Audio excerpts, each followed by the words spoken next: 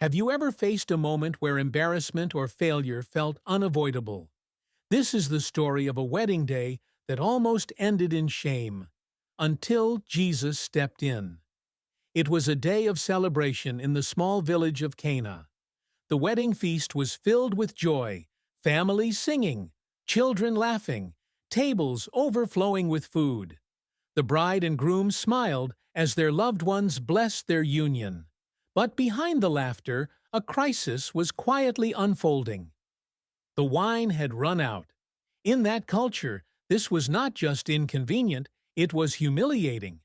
Running out of wine during a wedding could bring lifelong shame upon the family.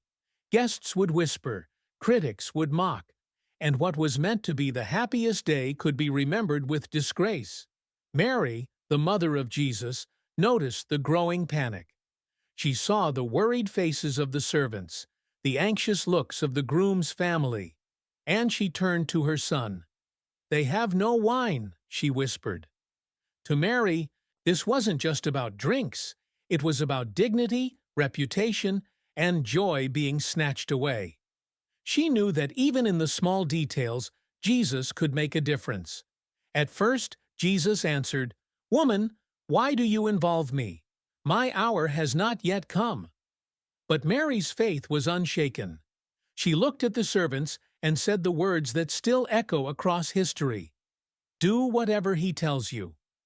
There were 6 large stone jars nearby, used for ceremonial washing, empty, ordinary, overlooked. Jesus pointed to them and said, "Fill the jars with water." The servants obeyed, though confused. They filled each jar to the very brim. Still, it was only water. Then Jesus said, "Now draw some out and take it to the master of the feast." Can you imagine the servant's heart racing? Carrying a cup of plain water, fearing ridicule, fearing rejection, but he obeyed. The master of the feast lifted the cup to his lips, and his eyes widened in amazement. The water had become wine. Not just any wine, but the richest, finest wine anyone had ever tasted. He called the groom and said with joy, "Everyone brings out the best wine first, and then the cheaper wine later. But you have saved the best until now." In that moment, shame was replaced with honor. Fear turned into celebration. And though only a few knew what had happened, the glory of Jesus was revealed for the very first time. This miracle shows us something powerful. Jesus cares.